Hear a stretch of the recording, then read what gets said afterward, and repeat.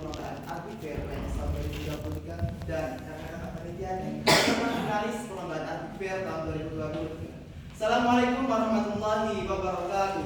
Waalaikumsalam warahmatullahi wabarakatuh. Alhamdulillah rabbil alamin. Wassalatu wassalamu ala asrofil anbiya'i wal mursalin. Perkenalkan, nama saya Ahmad Fajar Islami, saya dari SMA Trans Science Muhammadiyah Sragen.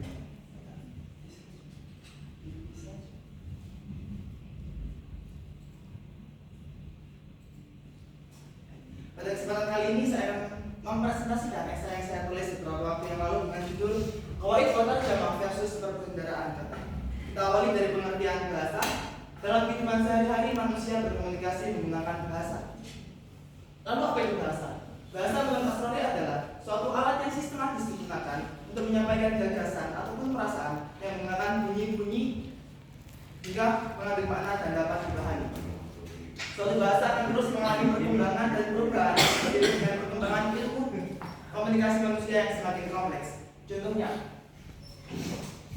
dahulu manusia tak mengenal yang namanya gawai, gadget, handphone. Dulu manusia juga tak mengenal yang namanya mobil, car, cycle. Manusia juga tak mengenal yang namanya pesawat, plane, atau pilot. Namun, seiring dengan perkembangan ilmu pengetahuan, maka muncul kata-kata baru dan menjadi perbendaharaan kata dalam suatu bahasa. Maka dapat disimpulkan, semakin lama umur suatu bahasa, maka akan semakin banyak juga perbendaharaan katanya. Lantas, bagaimana dengan bahasa di dunia pada saat ini? Di dunia ini memiliki sekitar 7.117 bahasa yang tersebar di seluruh dunia. Namun, di antara ribuan bahasa tersebut ada dua bahasa yang memiliki akar kata yang sangat panjang, yakni bahasa Inggris dan bahasa Arab. Yang penuturnya mencakup 2/3 dari penduduk dunia. Maka hal ini relevan dengan perkataan para cendekiawan Muslim. Dengan menguasai bahasa Arab dan Inggris, maka kita akan menguasai dua kehidupan di dunia. Kemudian selanjutnya bahasa Inggris. Bahasa Inggris merupakan salah satu bahasa internasional yang diakui oleh dunia. Yang dengan bahasa ini ilmu pengetahuan modern terus dipelajari dan terus dikembangkan hingga saat ini. Kemudian bahasa Arab. Bahasa Arab pernah mencakup disiplin ilmu, hampir semua disiplin ilmu di dunia ini. Dahulu terdapat beberapa ilmuwan yang menuliskan kitab-kitabnya dalam berbahasa Arab, seperti Ibnu Sina sebagai bapak kedokteran dunia yang menuliskan Al-Qur'an sebagai buku kedokteran. Kemudian ada Al-Khwarizmi sebagai bapak aljabar dunia yang menuliskan buku Al-Jabr wal Muqabalah. Kemudian ada Abbas bin Firnas yang seorang pencetus dari penerbangan dunia modern. Kemudian ada Al-Haytham sebagai bapak ilmu modern yang menuliskan Al-Manazir dalam berbahasa Arab. Lalu bagaimana bahasa Arab mulai berkembang di dunia ini? Perkembangan bahasa Arab dimulai sejak turunnya Al-Quran ke atas muka bumi sebagai mukjizat teragung bagi Nabi Muhammad yang disampaikan kepada umat Islam yang memakai bahasa Arab.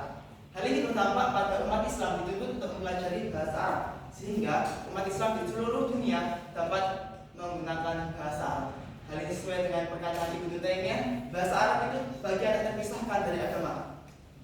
Apabila urusan agama seperti pemahaman ayat Al-Quran dan hadis Nabi tidak dapat terwujud tanpa menguasai bahasa Arab, maka belajar dan membelajarkan bahasa Arab itu menjadi wajib.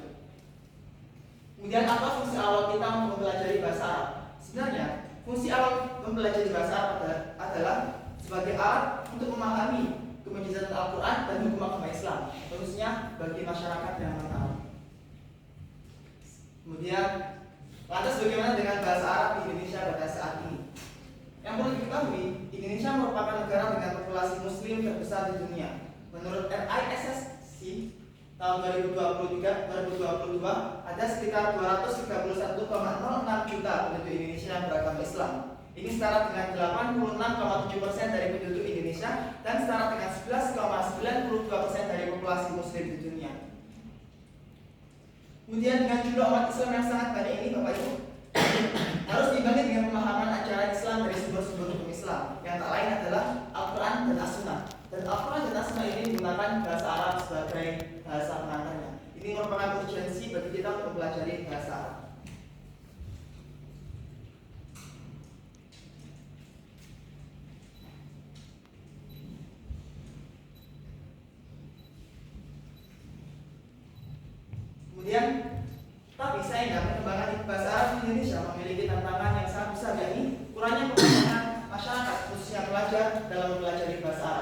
Menurut penelitian yang dilakukan oleh Pusat Bahasa HIN Antasari Banjarmasin yang melakukan tes kepada 1.500 mahasiswa barunya dan mendapatkan hasil bahwa kemampuan rata-rata kemampuan bahasa Arab masih sangat rendah. Kemudian penelitian juga dilakukan oleh Baik Janatu Admin dengan responden kelas 7 MTS Alumni Asal yang menonton proses perayaan tengah dan mendapatkan hasil yang sama, yakni siswa kesulitan dalam mempelajari bahasa Arab. Kemudian penelitian lain juga dilakukan oleh Fatur Rahman Fuad tentang analisis kesulitan belajar bahasa Arab di MTS Negeri 1 Bandar Lampung dan lagi-lagi mendapatkan hal yang sama, yakni siswa masih asing terhadap bahasa Arab. Lalu apa kiranya faktor penyebab susahnya belajar bahasa Arab di Indonesia? Yang pertama adalah kurangnya minat belajar. Kemudian yang kedua, kurangnya motivasi belajar. Yang ketiga, kurangnya memahami tujuan belajar bahasa Arab. Dan yang keempat, metode pembelajaran yang monoton. Dan yang kelima, adanya image bahwa belajar bahasa Arab itu masih sulit. Lalu apa solusi yang ditawarkan? Maka pada kesempatan kali ini, penulis menawarkan metode gramatika terjemah qawaid wa terjemah berbasis Al-Quran. Apa itu? Metode ini adalah metode pembelajaran bahasa Arab yang menggunakan Al-Quran sebagai basis pengajarannya. Metode ini adalah metode yang menekankan pada keterampilan membaca, menulis, sekaligus menerjemahkan. Di beberapa daerah metode ini juga disebut dengan nama weton, sorogan, atau ma'ani Al-Quran. Lalu apa keunggulan yang ditawarkan oleh metode ini? Keunggulan yang pertama adalah meningkatkan perbendaharaan kosakata berbahasa Arab. Kemudian yang kedua, meningkatkan kemampuan membaca naskah berbahasa Arab dalam hal ini adalah Al-Quran dan mengerti isi naskah yang dibaca. Kemudian yang ketiga, meningkatkan kemampuan menerjemahkan kata bahasa Arab. Dan yang keempat, mengetahui struktur kalimat dasar bahasa Arab atau kaidah dalam Al-Quran. Kita masuk ke proses pembelajaran pada kesempatan kali ini. Izinkan saya untuk mensimulasikan sedikit tentang metode qawaid terjemah berbasis Al-Quran. Proses pembelajaran yang pertama, membaca dengan benar ayat yang dimaknai secara bersama-sama. Kita ambil contoh surat Al-Baqarah ayat 2. Mari kita baca bersama-sama. A'udzu billahi minasyaitonir rajim. Dzalikal kitabu la raiba fihi hudal lil muttaqin. Kemudian setelah dibaca masuk ke proses pembelajaran yang kedua, yakni pengajar mulai membaca ayat dan memberi makna secara berkata. Kemudian pelajar menulis makna dari kata yang telah dibacakan tepat di bawah kata secara menjulur. Bahasa yang digunakan bisa menggunakan bahasa Indonesia, namun juga bisa menggunakan bahasa Jawa. Dan yang ketiga, zalika memiliki arti itu. Al-kitabu, kitab, la raiba, tidak ada keraguan fihi dalam kitab. Dalam menggunakan proses metode qawaid terjemah juga menekankan pada pengenalan kaidah dasar dalam struktur kalimat berbahasa Arab, seperti yang ditampilkan kha menunjukkan khabar dan mim menunjukkan mubtada. Kemudian yang ketiga, setelah selesai satu ayat memberi makna, pengajar kemudian memberitahu maksud dari ayat itu secara utuh, karena terkadang makna yang telah diartikan secara perkata masih kurang dapat dipahami oleh pelajar. Berarti ayat yang dijadikan contoh tadi memiliki arti secara utuh. Itulah kitab Al-Quran yang tidak ada sedikit pun keraguan di dalamnya. Kemudian yang keempat, setiap sampai di perkataan, pelajar diminta mengartikan dan mengulangi secara perkata dan secara global atau keseluruhan alur ayat untuk memastikan pemahaman pelajar. Kita masuk ke tips dan trik ketika kita menggunakan metode qawaid terjemah. Yang pertama, buat pembelajaran menjadi seru dengan bercerita tentang ayat yang relevan dan bermain tebak-tebakan. Kemudian yang kedua, mengutamakan surat Al-Baqarah dan Al-Fatihah karena 79 kosakata Al-Quran berada di Al-Baqarah dan Al-Fatihah. Kemudian ini adalah dasar di mana kenapa kita harus menggunakan qawaid terjemah. Terdapat dalam surat Al-Qamar yang berbunyi, A'udzu billahi minasyaitonir rajim. Walaqad yassarna al-Qur'ana lil-dzikri fahal min muddakir. Ini merupakan janji Allah yang tertulis dalam Al-Quran bahwa Allah akan memudahkan bagi siapapun yang ingin mempelajari bahasa Arab, yang termasuk bahasa yang mempelajari Al-Quran dan tentu termasuk bahasa Arab sebagai bahasa pengantarnya. Baik, syukran dan mungkin ada pertanyaan. Terima kasih. Selanjutnya 10 menit untuk sesi tanya jawab oleh Dewan Juri. Kepada Dewan Juri kami silakan. Oke, jadi yang pertama saya penasaran kenapa versus itu. Rasa karena berlawanan padahal isinya ingin menggabungkan qawaid dan kosakata itu. Kemudian yang kedua, tadi ada semakin lama umur bahasa maka kosakatanya makin kaya. Itu apa namanya, bahasa hieroglif di Mesir itu udah tua kosakatanya nggak nambah-nambah itu itu. Yang ketiga, udah pernah mengajarkan belum ataupun ada sampel praktek untuk menjelaskan tadi jalan Zalika itu, Zalika kita Raibah itu butuh durasi berapa lama? Karena Zalikanya sendiri sebagai syarat kemudian dijelaskan fungsinya apa, maksudnya apa, sampelnya apa, bisa-bisa di satu hari sendiri. Alkitab sebagai apa posisinya, kemudian kitab itu dari tasrifnya apa bentukannya, kemudian dia dari masdar gimana. Nah, mungkin karena ini menawarkan gagasan bisa diberikan semacam simulasi. Tadi ya dari kitabu itu pemahaman itu 3 pertanyaan. Terima kasih Bapak atas pertanyaannya. Ke pertanyaan yang pertama tadi, kenapa menggunakan versus? Ya. Pengertian versus bagi kami itu untuk membandingkan. Dan yang namanya dibandingkan itu tidak mungkin kita membandingkan gunung Everest dengan gunungan tanah sedikit yang kecil gitu Bapak. Jadi yang namanya perbandingan itu yang besar dan yang besar. Dan kita ingin mengetahui di antara kedua itu mana yang lebih bagus gitu. Jadi perbendaharaan kata kan memiliki namanya perbendaharaan kata kan katanya yang berbeda. Dan metode Qawaid Tarjamah ini memiliki keunggulan untuk menambah perbendaharaan kata pelajar. Maka ini menunjukkan bahwa metode ini dapat digunakan secara efisien untuk menambah perbendaharaan kata. Nah, itu berarti ingin membandingkan. Membandingkan sebagai Oke, yang terjadi di makalah membandingkan atau menyandingkan? membandingkan atau membandingkan. Nah, yang terjadi di situ tadi kan? Ya. Apa? Terjadi menyandingkan juga. Ya kan? Karena kalau membandingkan kan ada sesuatu yang kontrastif, ya kan? Panas dan dingin. Nah, ada perbandingan karena kita akan melihat gapnya itu di mana. Nah, terang dan gelap itu pembandingan. Lampu A sampel B sampel C kan ada sebuah gap. Nah, tadi kalau saya lihat itu bukan mencari gapnya, tapi justru saling menguatkan, menghubungkan. Nah, makanya saya tanya ini terjadi membandingkan atau menyandingkan. Terima kasih atas pertanyaan. Oke. Dan pertanyaan yang kedua, Kalau kita mau bahasa makin banyak kosakata itu urut itu kan nama-nama itu. mungkin semakin lama umur suatu bahasa maka semakin banyak kosakatanya itu juga dibarengi dengan faktor penggunanya yang semakin eksis. Kalau mungkin huruf Mesir itu mungkin sekarang sudah pernah menggunanya. Iya, makanya berarti semakin panjang umur bahasa itu digunakan kurang lebih. Ya, terima kasih atas pertanyaan. Pertanyaan 3, apa pernah ada sampling durasi simulasi pembelajaran itu? Dalam satu ayat. Terus saya dari kan kita buat itu. Durasi. Maaf saya kurang memahami pertanyaan. Kan tadi di slide itu ditampilkan metode pembelajarannya apa itu untuk dari kita kalau satu ayat yang panjang itu kira-kira habis durasi berapa lama? Kalau ini mengajarkan qawaid wa kosakata itu. Untuk dari kalau kita ambil saja sekitar seminim-minimnya waktu Bapak. Pengajar itu memberikan arti, kemudian murid dan pelajar menulisnya di bawah. Kemudian setelah diartikan secara menyeluruh satu ayat, kemudian dijelaskan makna dari ayat tersebut. Untuk durasinya, saya kira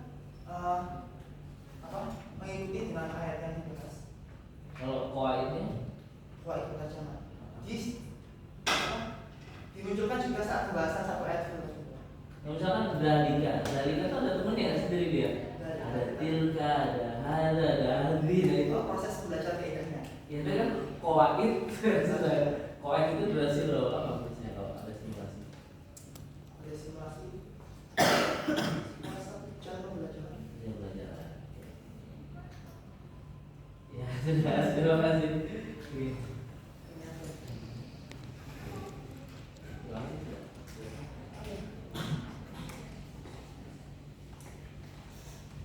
Ini Mas Ahmad Fajar Islami. Ya. Bagus sekali Mas presentasinya,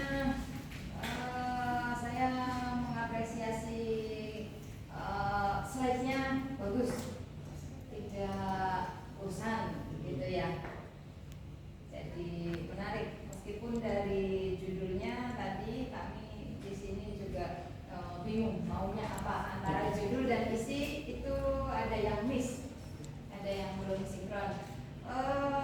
Mungkin bisa melengkapi dari esai ini Mas untuk mengumpulkan perbendaharaan kata yang dulu itu seperti apa, karena yang sekarang Mas Ahmad Fajar Islami menawarkan metode tadi, metode qawaid dan terjemah. Iya, dulunya kayak apa sih kok jadi muncul ide punya kaidah ini?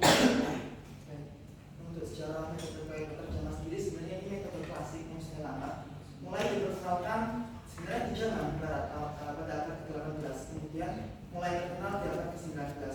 Kemudian bangsa Arab, bangsa Indonesia dan bangsa Arab mengadopsi metode tersebut dan kita mengubah basisnya menggunakan bahasa Arab, Al-Quran.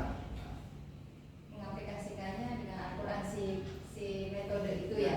Kalau metode sebelum itu, metode sebelum pakai qawaid dan terjemah, sebelumnya bagaimana cara orang-orang belajar bahasa Arab untuk tahu kosakata? Untuk metode-metode yang lain terdapat metode membaca yang pertama, dan yang kedua metode secara langsung pengaplikasian di kehidupan.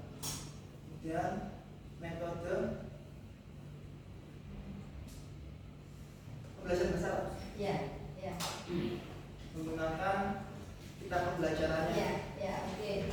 Berarti kalau sudah membandingkan seperti itu nanti bisa muncul versus. Ya. Terus, jadi ada yang lamanya gimana? Terus Mas membawa solusi yang terbaru nih supaya orang senang belajar bahasa Arab pakai metode yang itu, gitu lebih mudah aplikasinya dengan dasar awal mengajar sumber utamanya Al-Quran. Itu saya sepakat dengan pakai Al-Quran. Karena Al-Quran dekat sekitar kita. Kemudian faktor-faktor apa yang membuat orang suka atau ingin belajar bahasa Arab? Ini belajar bahasa Arab. Iya, kok jadi senang tertarik itu karena apa? Yang pertama, mungkin ya karena memang kita tidak sendiri menggunakan bahasa Arab, bukan sebuah kemauan. Kalau kesukaan kan bisa ada orang yang tidak suka. Ya, di sini di dalam esai ini sudah dijelaskan faktor-faktor yang membuat orang itu kesulitan belajar bahasa Arab gitu. Apalagi tulisannya nggak ada gambarnya, nggak ada ceritanya, apalagi di sekolah gitu kan. Nah, sekarang saya mau cari tahu kalau supaya orang senang belajar bahasa Arab itu gimana caranya? Baik, terima kasih atas pertanyaannya. Untuk poin itu dapat dimaksimalkan bisa proses pembelajaran seperti yang saya tampilkan di slide di PPT tadi. Bisa bercerita tentang ayat-ayat yang kisah-kisah yang relevan dengan ayat-ayat yang sedang dibahas. Ya, baik Mas, nanti esainya bisa difokuskan lagi dalam artian diperjelas belajar bahasa Arabnya itu untuk siapa, misalnya untuk sekolah, sekolahnya tingkat apa, lalu nanti metodenya disesuaikan. Kalau anak-anak ya berarti cerita atau gambar, kalau yang sudah punya dasar seperti Mas Ahmad mungkin bisa kasih contohnya dari kalau kita pulang reporting gitu ya. Ya, itu saja. Terima kasih. Baik, terima kasih kepada Pak Imam. Mas Fajar Islami, kelas berapa? 12. Anda yang mengajarkan ini atau Anda yang belajar metode ini? Sorry. Saya yang belajar Oh. dan saya berusaha menulisnya di situ. Ada saudara yang mengajarkannya di kelas? Ya, baik. Saya cuma ngomong tadi dia Mas ya, tidak bertanya. Kalau dalam terjemah ini namanya metode word forward, jadi metode kata demi kata. Dan itu memang cocok dipakai untuk orang yang baru belajar bahasa Arab dasar. Jadi untuk mengetahui karakter itu kita memang harus melihat kata per kata itu. Cuma kelemahannya satu, kelemahannya dia nggak kontekstual base. Dia hanya struktur nanti yang di ini. Jadi kita nggak mengetahui dalamnya dia mau apa, dari lagu itu dipakai untuk apa, kita masih belum sampai ke sana. Jadi memang basic banget. Jadi memang kalau Mas Fajar Islami menawarkan ini untuk tataran dasar oke. Sehingga nanti kalau untuk advance mungkin nanti akan jenuh juga ya nanti ya. Kita kan butuh merangkai kalimat dalam bahasa Arab ke bahasa Indonesia itu butuh proses pasti. Ya tapi itu nanti untuk melengkapi metode ya. Sehingga nanti pertanyaan kedepannya bisa metode itu karena tidak selalu unggul. Jadi metode itu pasti ada plusnya, pasti ada negatifnya. Dan ketika kita objektif, kita akan bilang metode ini keunggulannya ini, ada kelemahannya adalah ini. Nah gitu. Itu nanti kedepannya bisa disempurnakan. Tapi saya berharap Anda kalau saya di sini saja supaya Anda menjadi pakarnya metode kawaid terjemah. Ada bagian namanya Mas Fajar Islam ini. Gitu. saya percaya kalau sampai Anda nanti mengajarkan ini dari Al-Quran penuh Mas, Anda keren banget tuh. Dari Al-Baqarah kan kita bicara Al-Baqarah, nanti Mas Fajar pindah ke juz ini, pindah sampai dibikin ayat-ayat madaniyah, ayat-ayat makiyah misalkan, nanti Anda bikin metode kawaid terjemah sendiri. Saya yakin itu akan jadi profesional di bidangnya gitu loh. Dan ketika Anda melakukan itu secara kontinu ya, terus menerus gitu ya, sampai ditulis bahkan, itu nanti mungkin malah menjadi peluang gitu ya Mas ya. Itu maksudnya dari saya. Satu lagi, nanti Anda mengelaborasi pokoknya bahasa Arab serem banget ya gitu ya. Bahasa itu sulit banget sampai Anda menyebut jurnalnya banyak banget gitu. Itu menurut saya ya boleh lah gitu Anda menyebutkan beberapa hal yang menyebutkan bahasa Arab itu sulit gitu ya. Cuma ada mungkin masalah dari saya tadi tipologi bahasa Mas. Jadi karena memang secara tipologi bahasa Arab dan bahasa Indonesia itu berbeda. Secara umur pun itu juga berbeda. Lebih tua bahasa Arab, jadi lebih sistematis bahasa Arab. Kalau bahasa Arab itu punya wazan, ya punya pattern, bahasa Indonesia tidak punya. Sehingga makanya bahasa Arab itu punya amsilah atas rifiyah, ya kan? Punya pola-polanya, bisa dipolakan. Dan orang yang belajar bahasa Arab itu bisa dipastikan orangnya cerdas. Kenapa? Karena dia bermain analogi, dia bermain kias di situ. Kalau fa'ala yang tubuh fa'lan, berarti apa ya? Kalau kata saya tubuh, nah dia akan mencoba untuk bermain kias-kias itu. Dan itu yang tidak dimiliki di bahasa Indonesia. Bahasa Indonesia nggak punya pattern, bahasa Indonesia nggak punya wazan, gitu ya. Bukan saya menganggap orang yang belajar bahasa Indonesia itu tidak sepandai orang yang belajar bahasa Arab, tidak. Cuma dalam hal ini memang usia bahasa Arab itu lebih tinggi dan menurut saya bisa dimasukkan di beberapa. Tadi kan Anda menyebutkan beberapa hal yang menyebabkan bahasa Arab sulit adalah satu, malas, berarti kurang motivasi. Itu kan dari ini semua ya. Ada satu hal yang belum ada didik di sana. Ya, memang tipologinya itu berbeda. Jadi maka saya melihat kalau ada mahasiswa itu yang kesusahan belajar bahasa Arab itu wajar dan harap sabar gitu. Karena ini ujian gitu. Jadi sabar karena Anda beralih dari bahasa orang Indonesia pindah ke bahasa Arab. Gitu. Ada tipologinya berbeda Mas. Ada namanya fleksi dan kuantitatif. Kalau saya ada belajar di teorinya yang ketemu itu mungkin tambahan dari saya supaya nanti artikelnya Mas Fajar Islami lebih sempurna. Itu saja Mas Fajar ya.